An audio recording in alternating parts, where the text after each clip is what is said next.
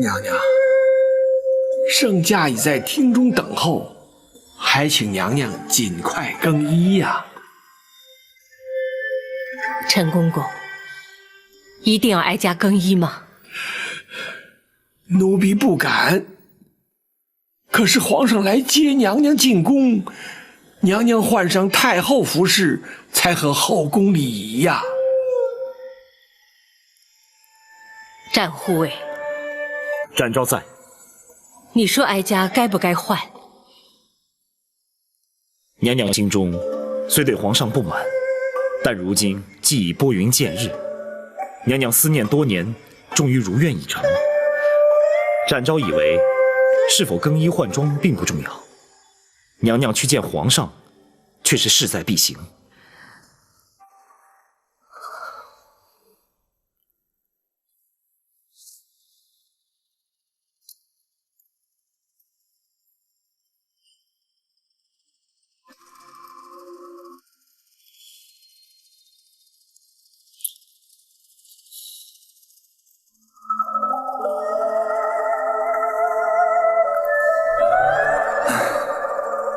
朕言知此时才来，太后必定心生不悦，还望皇叔抱歉替朕多美言几句。母子连心，皇上也无需太过担心了。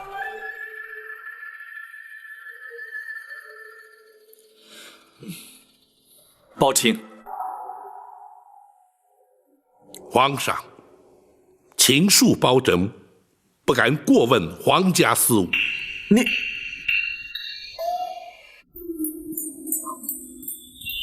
包大人，连皇上所言都能够让你记仇的话，这可不是为人臣子之道了。包拯不敢，只是臣敢请皇上预做准备。娘娘不悦之心，恐非三言两语便能释怀。前来迎接母后，乃是朕咎由自取。太后若是降罪责罚，朕也无话可说。太后娘娘到！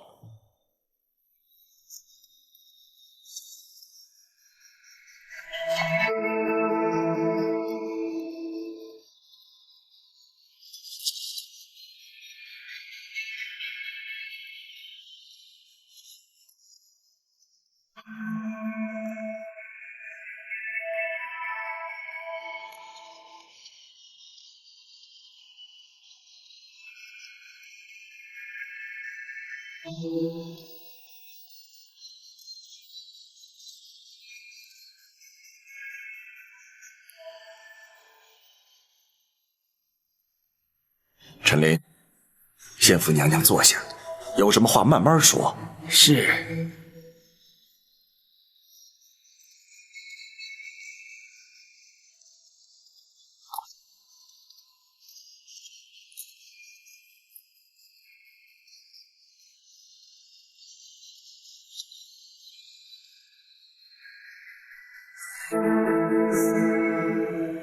皇嫂，你双目不是已然复明了，为何闭目不张啊？皇上，娘娘不肯更衣换装，奴婢实在没有办法呀。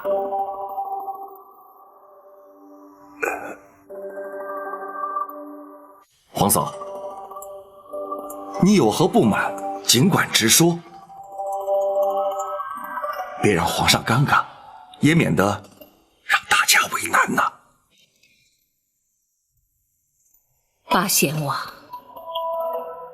并非老身有意刁难。既然皇上不肯认我，我又何必看他？母后，且慢。如今已是我不认你了。在母子未相认之前，老身不以皇家自居，你也休要以母后相称。皇叔，皇嫂，皇上若是不肯认你，又怎会亲临开封府来接驾呢？你就看在本王的薄面上，原谅于他。毕竟，他是一国之君，当今的皇上。八贤王，恕老身直言，皇上又如何？皇上难道不是父母所生？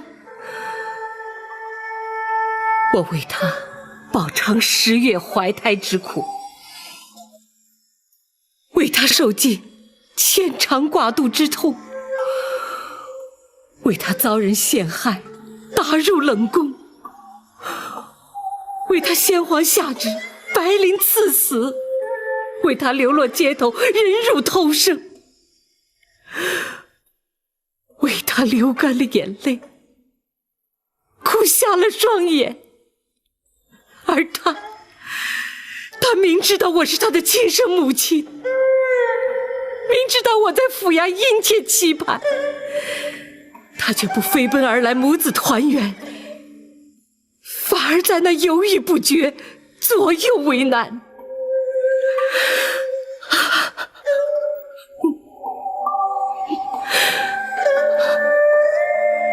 此情此景，怎么不叫人痛心疾首？老身又怎么能够原谅他呢？儿臣该死，让母后饱受折磨，儿臣罪该万死。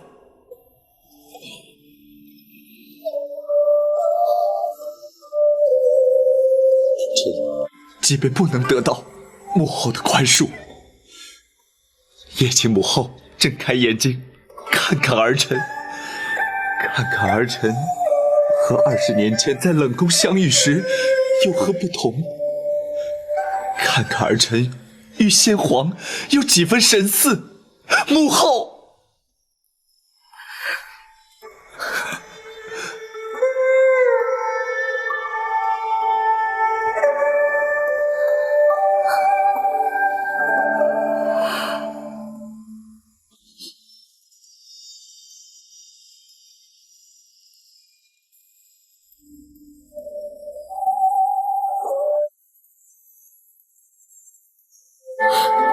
母后，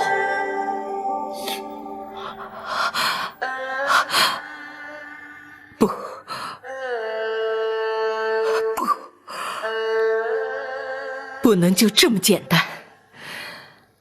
倘若就这么轻易的饶恕你，普天之下为人父母者，又怎么敢生儿育女？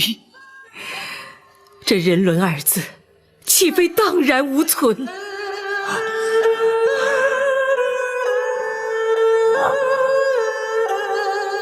皇嫂，你又如何才肯认他？要如何责罚他？你才肯原谅他？儿臣愿意接受母后任何惩罚。在母子相认之前，老身只是一介平民。包大人，刀真在。倘若民间百姓犯了不孝之罪，该是如何惩罚？娘娘，不论如何惩罚，若要想老身认他，除非包大人先依法办他个不孝之罪。宝琴不得推脱，朕命你立即升堂，将这一不孝之罪究办，不得有误。臣遵旨。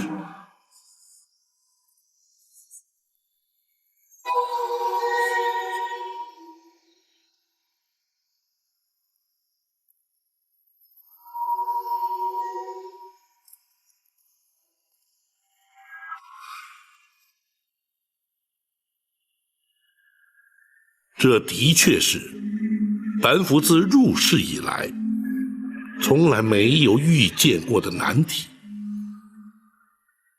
也是自古以来从未出现过的情景。大人真的无法推辞吗？无法推辞。如今这控子不孝之案，本府已是奉旨升堂，不能不办。太后是原告，皇上是被告。大人这主审官，的确是前无古人后无来者。展护卫似乎不以为怪，想必有所看法。属下不如大人有多年办案经验，也不如公孙先生熟知律法行文。然而却知太后娘娘心中所想。哦，本府愿闻其详。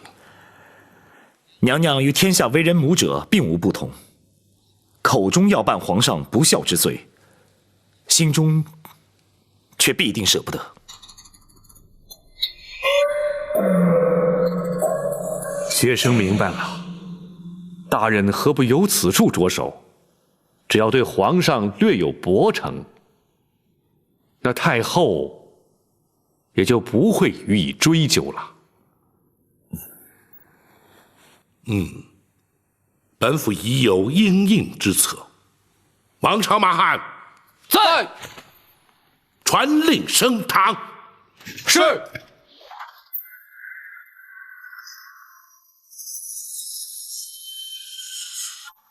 开封府福营包拯，叩见皇上。平身。谢皇上。叩见娘娘、王爷。包大人请起。谢娘娘。来人呐！在。升堂。是。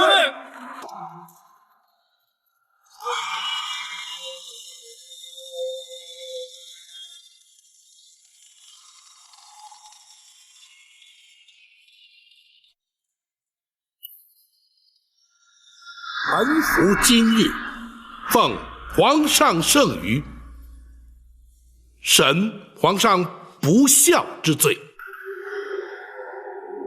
虽然由古至今，自有行制以来，从未听闻以臣审君之说。然而，王子犯法与庶民同罪，律法之前无贵贱之分。本府便以大宋律例论罪判刑。公孙先生，学生在。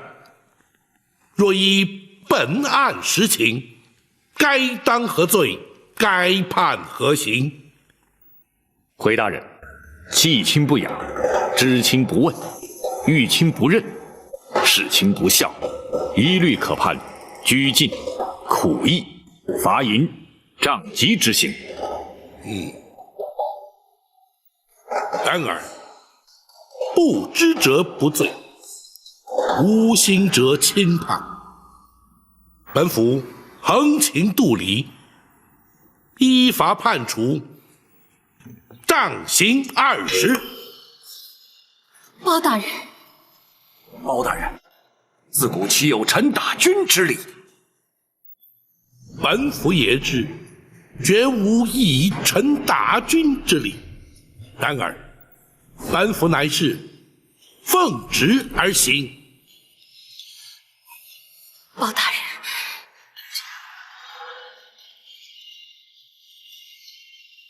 皇上，无妨，包青，你就依法行刑吧。臣遵旨。来人呐！在。为皇上宽衣脱袍。是。不得无礼。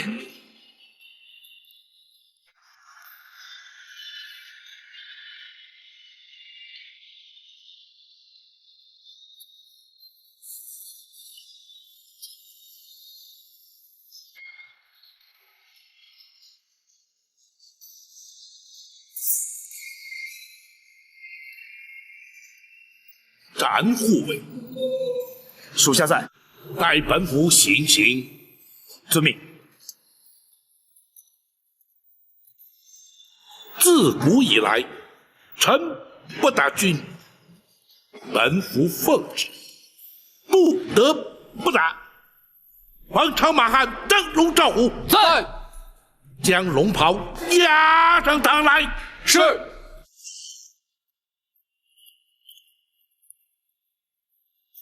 如今，本府仗打龙袍，如同打军。行刑！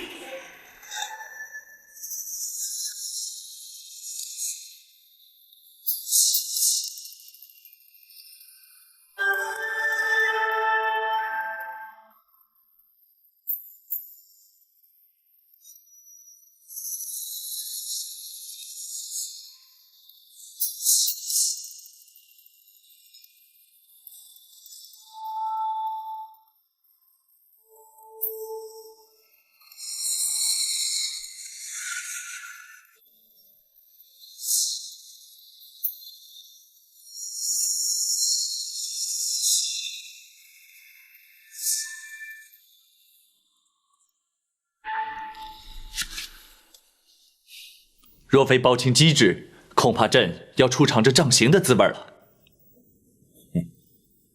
臣万万不敢。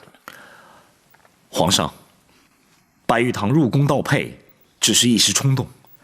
如今他已经将功补过，还请皇上特赦免罚。那是当然，太后与亚父受他保护，足以将功折罪。谢皇上。如今幸得母后相认，其实真正该赎罪的，应该是朕。回宫之后，朕立刻下诏罪己，让天下臣民百姓以朕为戒，恪守孝道。好，皇上能以仁孝治国，是乃朝廷之幸，万民之福啊！还有那寇珠、秦凤和于忠，朕要为他们建碑立祠，以彰忠义之风。皇上圣圣明。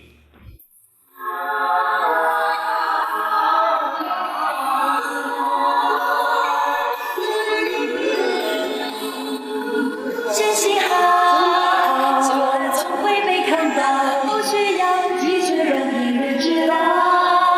真承诺，友谊才是宝，将国人情冷暖最明了。现在将谁杀过胭脂过草？人会好心，人生不是你在算啥？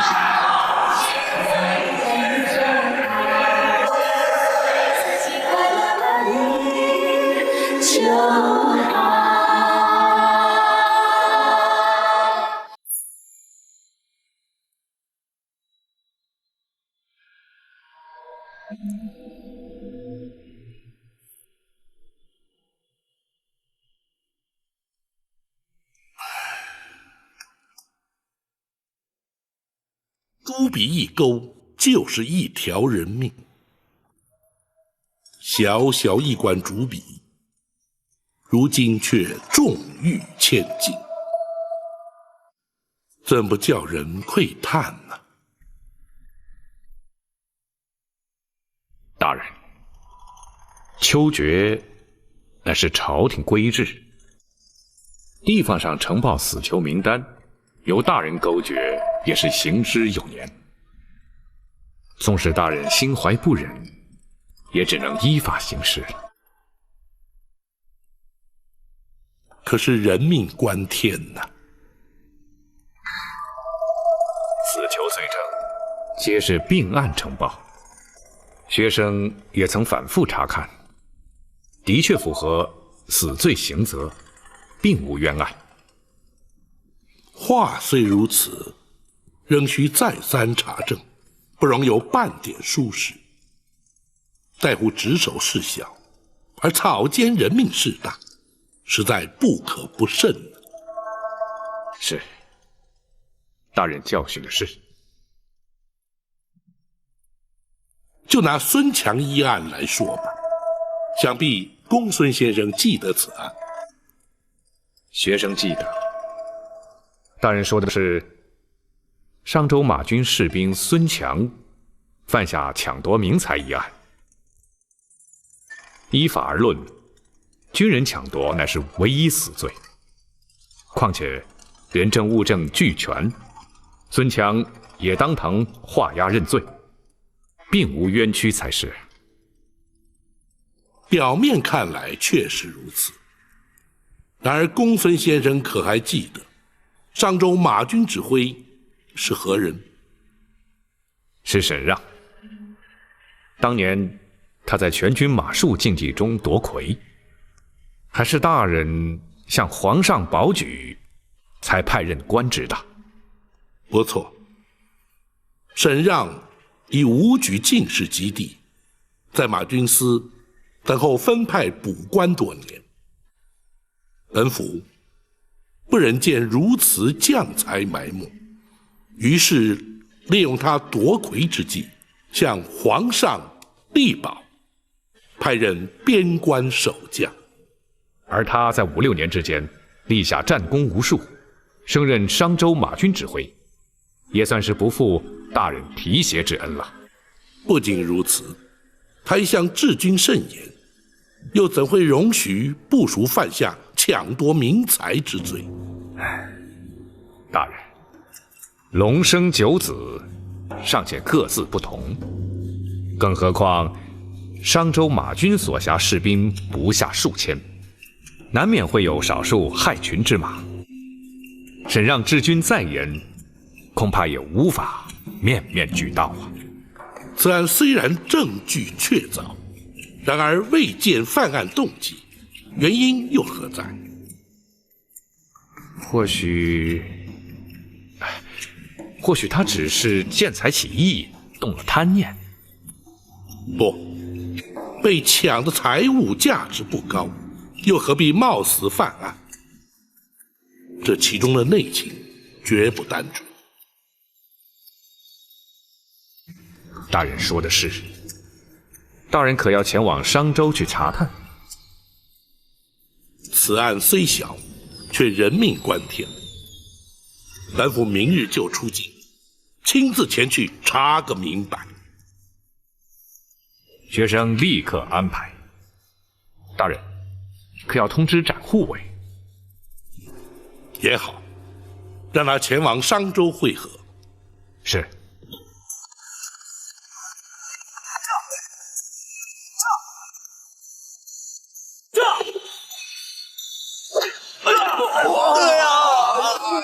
给我绑起来！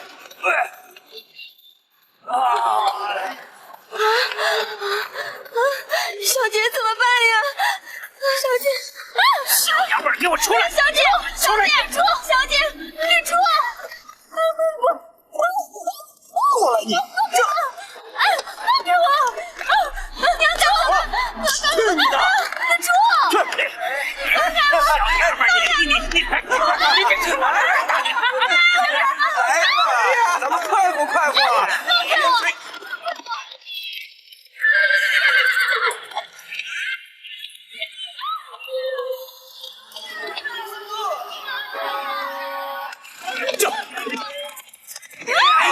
小姐，救命啊！别动！来，抓住他！来，小美人儿！救命啊！快点啊！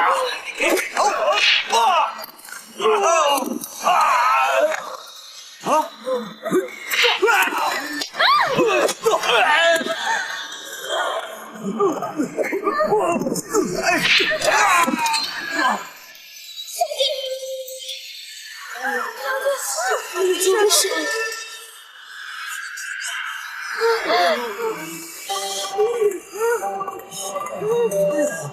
这么厉害！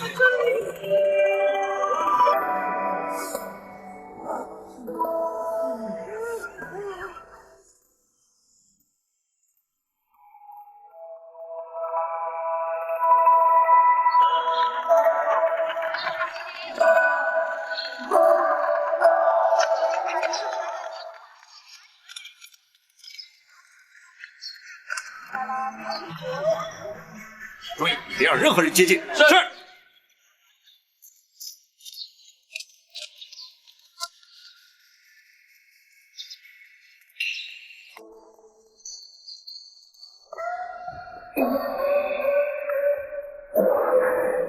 商州知州李全参见包大人。李大人免礼。谢包大人。本府循例前来商州查访民情，李大人就无需多加招呼，尽管匆忙去吧。不，商州隶属开封府管辖，包大人是下官的直属上司，下官岂敢怠慢呢？如有涉及地方官府之事，本府自会知会李大人，不必因本府前来而影响州衙公事，否则岂非造成地方困扰？那就非本府之本意了。是，不过这驿馆设备简陋，还请包大人移驾州衙，住得安适些。驿馆之设本为了便于往来官员暂住，何来简陋之说？莫非州衙之中要比驿馆奢华许多不成？不是，下官只是想能就近向包大人请益，没有别的意思。下官已备下酒宴，晚间为包大人接风洗尘，请包大人务必赏脸。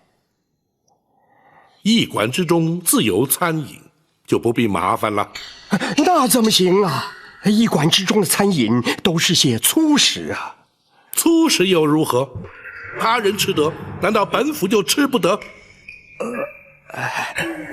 当然，包大人廉洁简朴，世人皆知。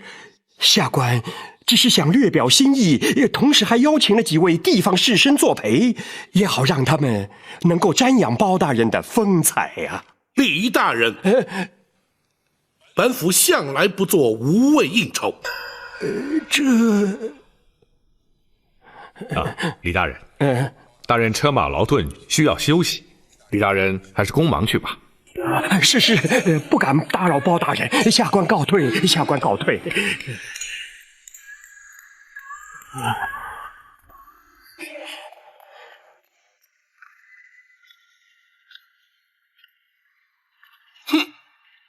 地方官吏竟有如此陋习，大人无需介怀。有时地方官吏也是情非得已，尤其一些所谓的京畿大员，到了地方难免会有些虚索，他们也不得不加以应付。上行下效，奢靡成风。倘若官场之中尽皆如此，岂不令人忧心呢？大人因何不向李全提及孙强一案呢？不急，待张龙赵虎打探出孙强的行事为人、身家背景之后，再提不迟。是。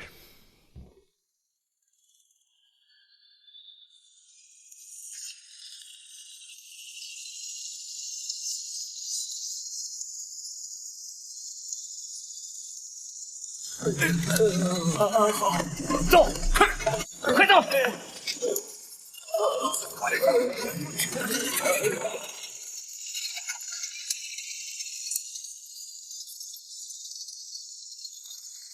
喂，我家小姐想知道你是干什么的。在下只是凑巧路过。哎，你这个人怎么这个样子呢？难道你的身份就这么神秘吗？玉珠，算了，他不想说，你何必勉强他吗？是，小姐。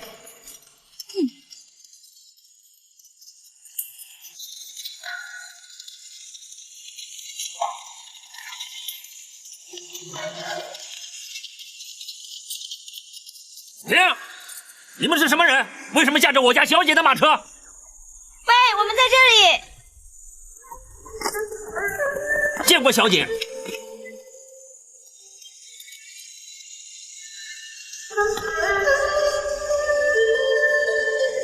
他们是来接你的，是，那就没有在下的事了。谢谢你救了我们。路见不平，拔刀相助，理所当然。告辞。我叫小蝶，请问公子怎么称呼？萍水相逢，又何须互通姓名呢？保重。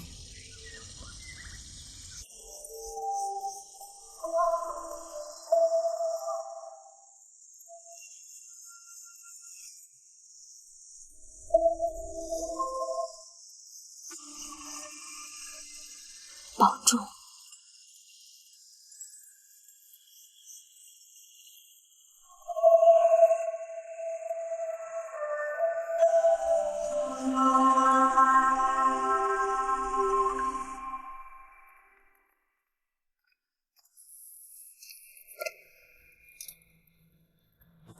大人，属下来迟，还请大人恕罪。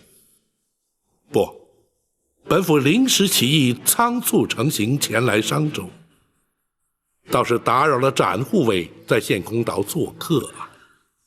献空岛无属皆是江湖豪杰，热情邀约，展昭只怕耽误了大人的公事。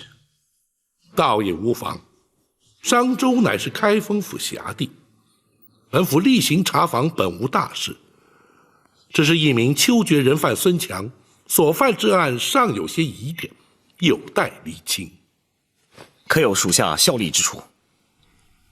张龙、赵虎已去坊间打探消息，回报之后，再请大人做定夺。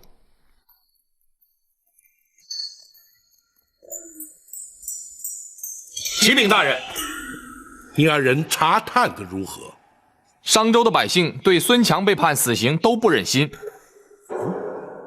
这却为何？因为孙强是人人皆知的一位孝子。他的孝子之名是由何而来？回大人，孙强尚未娶妻，家中只有一位年迈的老母与其相依为命，每月所领的军中饷俸全都孝敬老母，而他自己的生活却十分的简朴。那他怎会犯下抢夺民财之罪？回大人，那就没人知道了。自古以来，忠臣出于孝子之门。那孙强既是孝子，又怎会做出违法之事？这其中必有隐情。大人可要传礼权前来问话？不，暂且不动声色。明日一早，本府直去州衙直问你答。展护卫在，你无需前往州衙。明日你率张龙、赵虎前去探望孙强寡母，待本府稍加抚慰。同时，探探知州李全政绩如何，商州军民之间相处如何，有无特殊势力？是。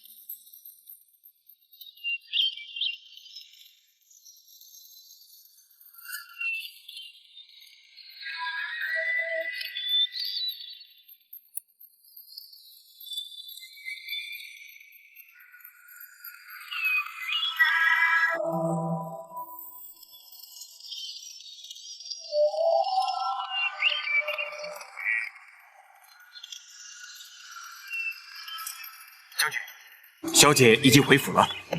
回来了就好。不过，小姐在路上遇到了强盗。什么？将军放心，小姐安然无恙。这丫头就是不听话。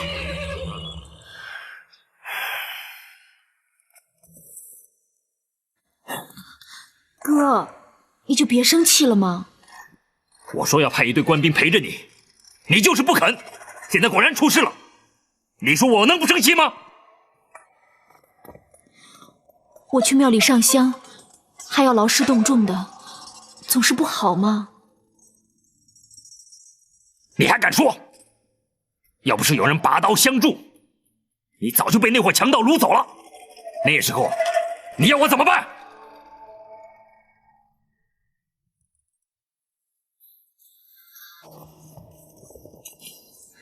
那个救你的人是谁？住在什么地方？我要去好好谢谢他。他没有留下姓名。他是你的救命恩人，你怎么能不问清楚呢？小姐问过了，可是那个人就是不肯说，而且态度傲慢极了。要不是他救了小姐呀，我一定会狠狠骂他几句。绿珠又胡说。这回是你运气好，以后一定要听话，知道吗？是，沈将军。这里是商州，如果连你都出了事，我这商州马军指挥岂不是丢人丢大了吗？哥，原来我的安全还没有你的面子重要啊！胡说，我们兄妹啊，在这世上再没有别的亲人了，你当然是最重要的了。我当然知道，我是故意逗你的。你这丫头！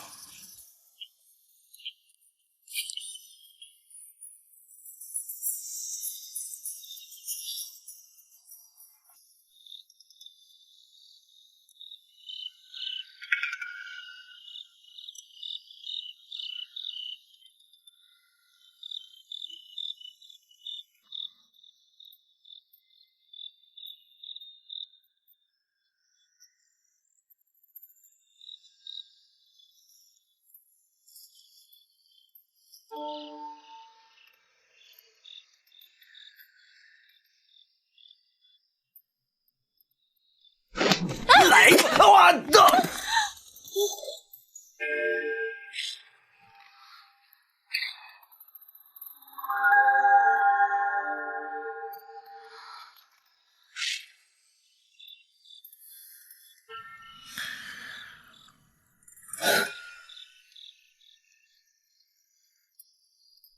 战护卫，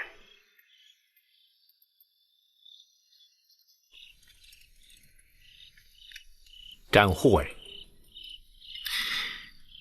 公孙先生，大人交代，明日带点安家费给孙强寡母，我已交给赵护，战护卫莫要忘了此事。我知道。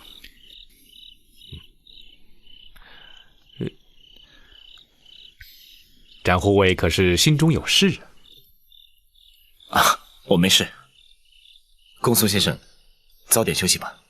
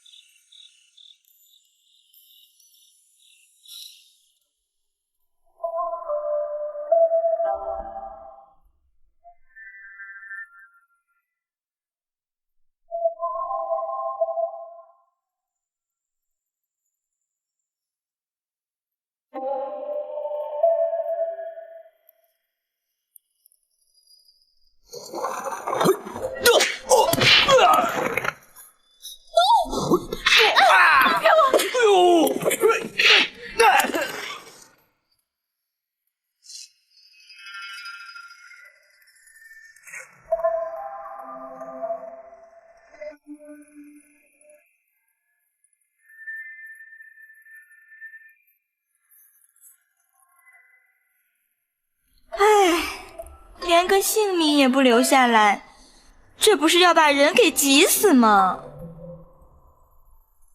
你在说什么呢？我呀，在说一个让人又气又想的人呀。谁呀？你在说谁呀？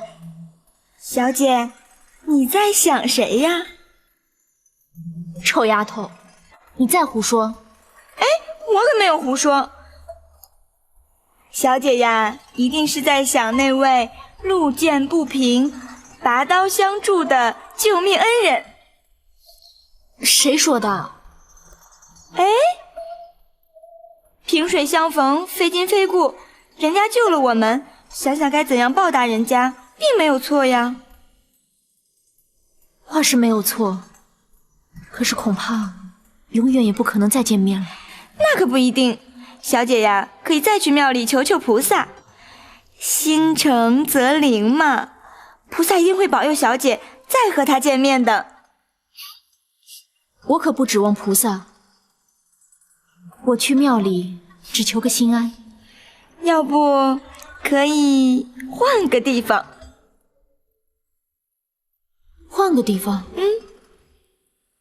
什么地方啊？让有情人终成眷属的月老祠。臭丫头，看我不打你！哎，不说不说。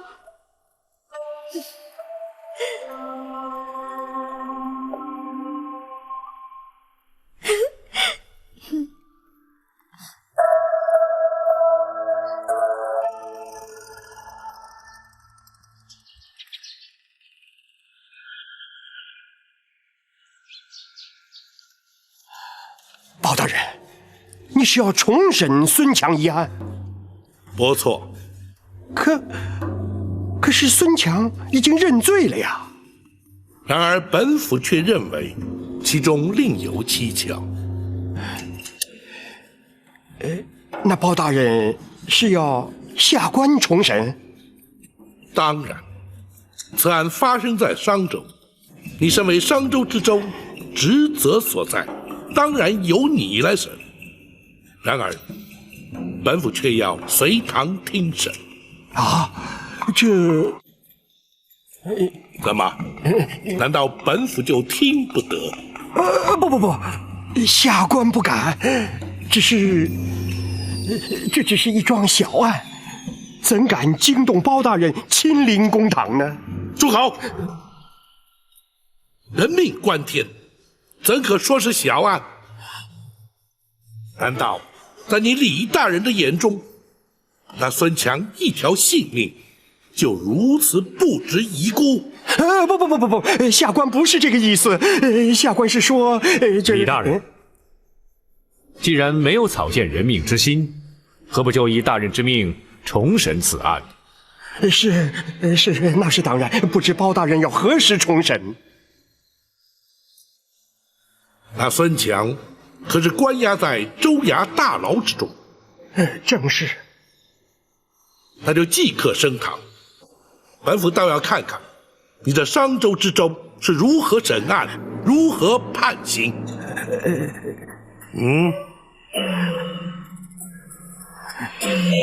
是，下官遵命。包大人，请。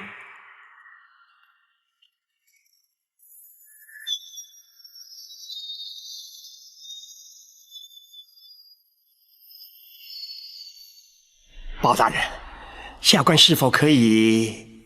李大人，请。是。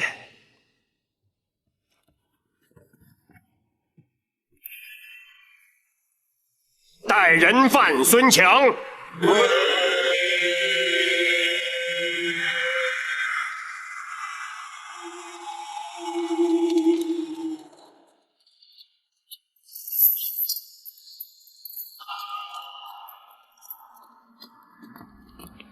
孙强叩见大人。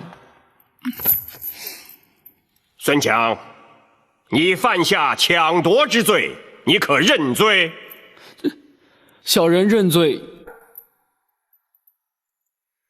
你身为军人，抢夺他人之财，那是死罪，你明白吗？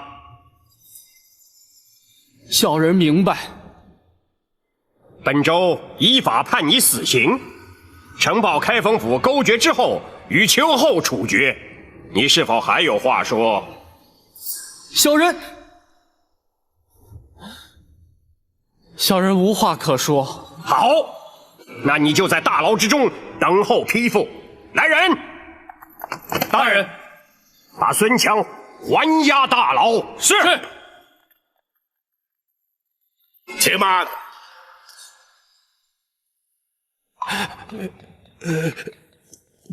包大人，下官是否审错了？对错与否，姑且不论。李大人为何不问？他为何犯下强夺一案？怎么？难道李大人认为不该问吗？该问，下官立刻就问。孙强，你为何要抢人财物，还不从实招来？回大人，小人家中有高龄寡母，没钱奉养，所以才出此下策。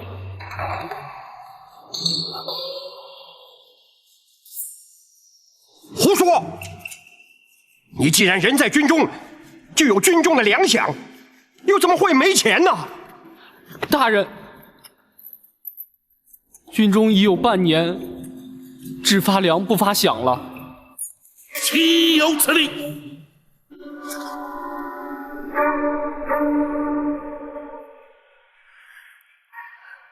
跪下！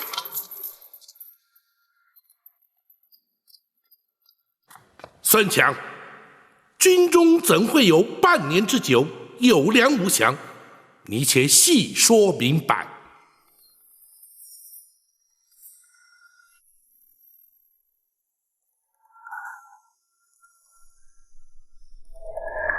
孙强，你可知本府是谁？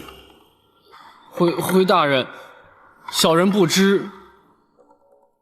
本府乃是开封府府尹包拯，你可曾听过？是包青天，包大人。不错，本府行事为人如何，想必你应该清楚。有话你尽管直说，有本府在此，谁也不敢为难于你。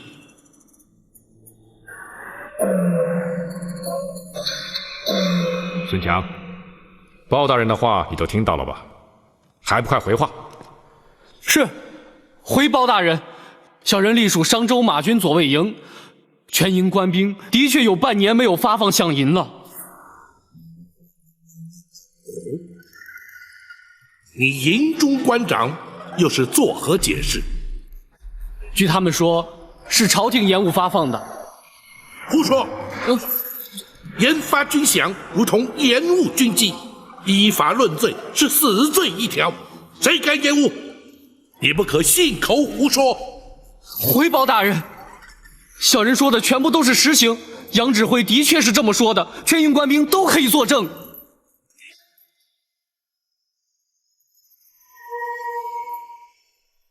李大人，下官在。这杨指挥是何许人？平日官评如何？回包大人，此人名叫杨豹。至于官评嘛，军防之事，下官实在是不便过问，所以如此说来，你是毫不知情了。是啊。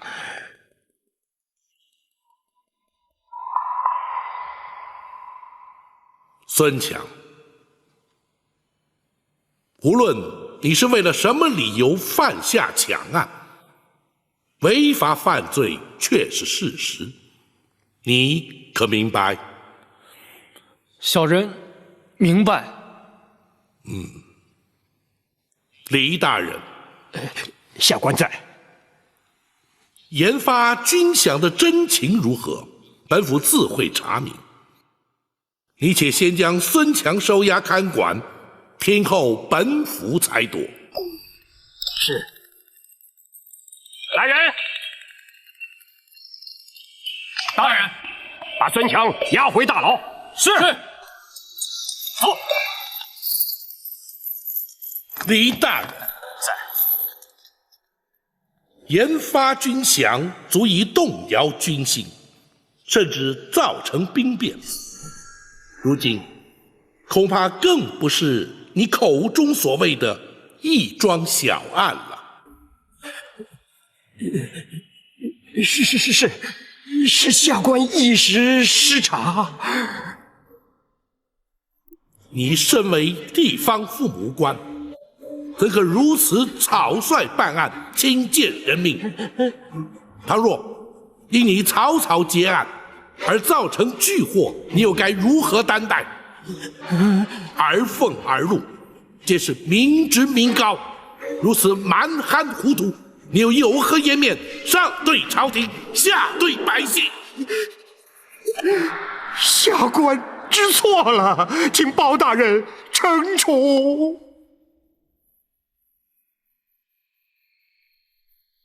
你是否失职，本府暂不追究。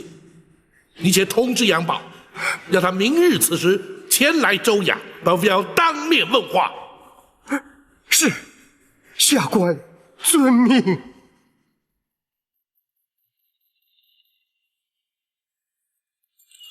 小姐好威武哦，好棒好棒！哦，小姐真漂亮，小姐太棒了！哦，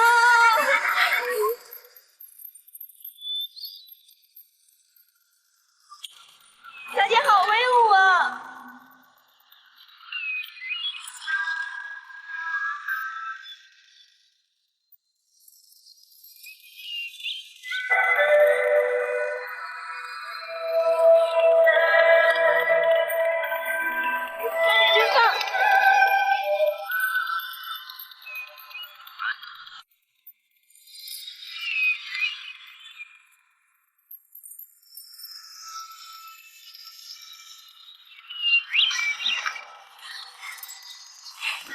小姐，你在马上的英姿好威武哦！如果再换上军装的话，就像驰骋疆场的女将军。瞎说，什么驰骋疆场？就这么慢慢的走，都快把我吓死了。幸好骑的是白龙，要是别的马，我才不敢上去呢。哥，白龙是无可替代的，他们都是。哥，我看你疼这些马的程度，都超过疼我了。不，你永远是排第一位的。将来啊，白龙都是你的嫁妆。哥，我的宝贝妹妹啊，是天生的美人坯子，英雄配美人，宝马赠英雄，能得到我们小蝶青睐的，绝对是个英雄。如果跟着他，相信也不会辱没了白龙。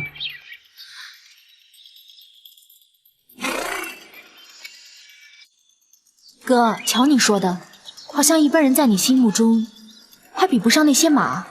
当然比不过，和他们比起来，天底下其他人其他事都变得不重要了。将军，这么漂亮的马一定很贵吧？当然，甚至可以说是无价之宝。不过这些都是军马，幸亏我是马军指挥，才有这个机缘拥有它们。绿珠，先陪小姐回府。今天在外面待得太久了，小姐身体会吃不消的。哥，你以为我是纸做的呀？我倒希望能够每天出门，一直闷在家里，没病也闷出病来了。好了好了，日后再说吧。武进在，送小姐回府。是，小姐请。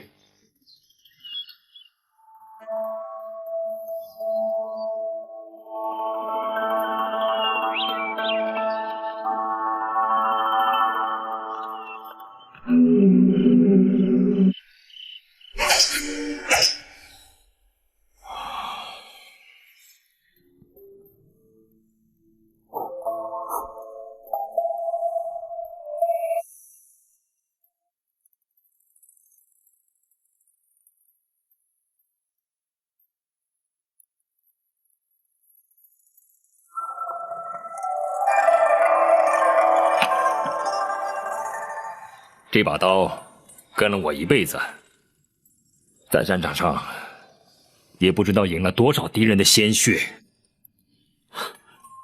当年武进就是将军这把刀的手下败将。你的武功已经不差了，一般人也不是你的对手。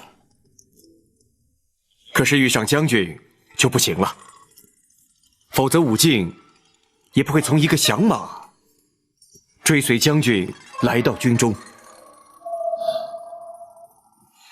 我是舍不得你一身好武功，沦落成拦路打劫的响马，太不值得了。若不是将军维护，武敬当年早已被依法斩首。哎，以后不要再提这件事。军中没有人知道你过去的身份，万一被查起来，总是麻烦。是。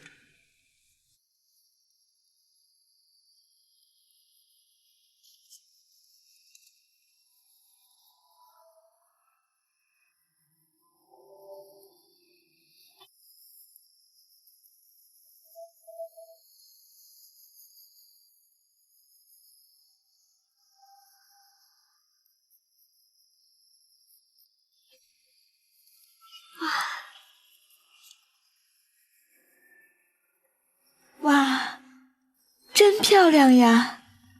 这两只蝴蝶像是活的一样。小姐，这个画儿有名字吗？你可以叫它蝶舞。蝶舞，两只蝴蝶在跳舞。一只是雌的，一只是雄的。小姐的名字里有个蝶字，那么这只雌的一定是小姐了。那雄的呢？小姐，你肯定心里没有想着什么人吗？绿珠，你又来了。这也没什么嘛，男大当婚，女大当嫁，说不定再过几年我也会想呀。绿珠，你这丫头还真不知羞呢。小姐，其实那个人真的挺不错的，武功又好，又肯帮主人。小姐可以向将军说说，让他到军中闯出一番事业来。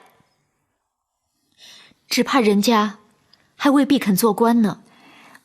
不做官也行，就让他做姑爷吧。绿珠，小姐跟他真的很般配嘛。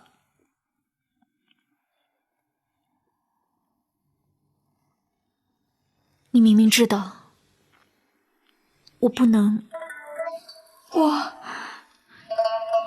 小姐，我不是故意让你难过的。算了，没关系。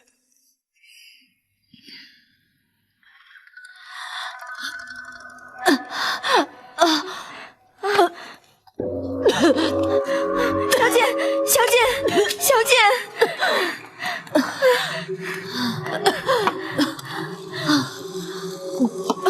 小姐，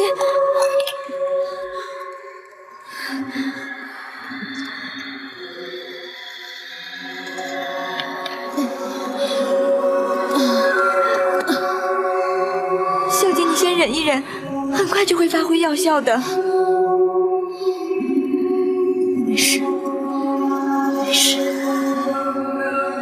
小姐，你这个病就真的治不好了吗？从小带来的病，几乎看遍了所有的大夫，这是迟早的事。小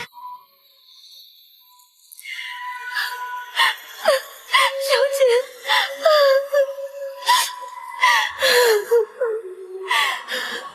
傻丫头，你哭什么？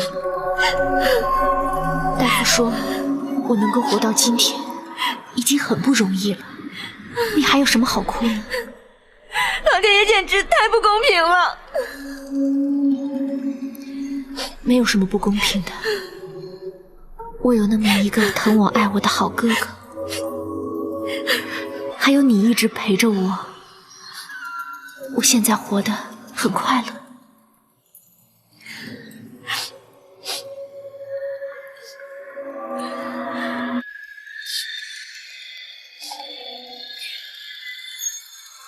呀，小姐，花都弄脏了，这怎么办呀？别管它，脏了就扔了吧。那多可惜呀，这刚刚画好的花。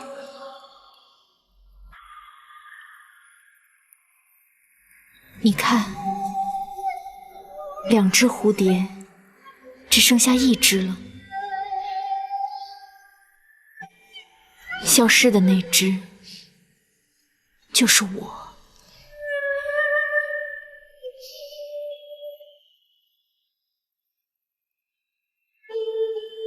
你说，我心里能有人吗？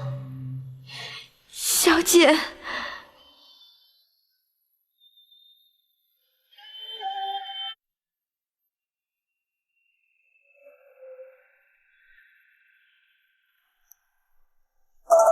下去吧。是。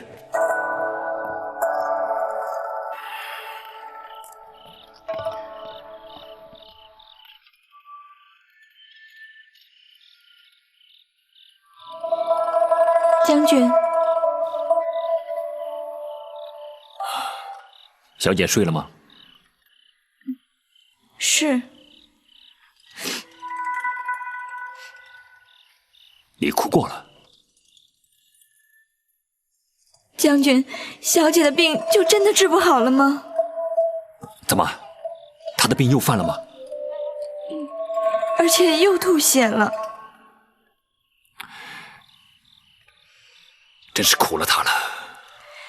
将军，就真的没有一个大夫能治得好小姐的病吗？什么大夫都试过了。看着小姐整天忍受这种痛苦，我真的恨不得能替她承受。你好好照顾她就行了，而且尽量让她快乐一点。大夫说，她随时可能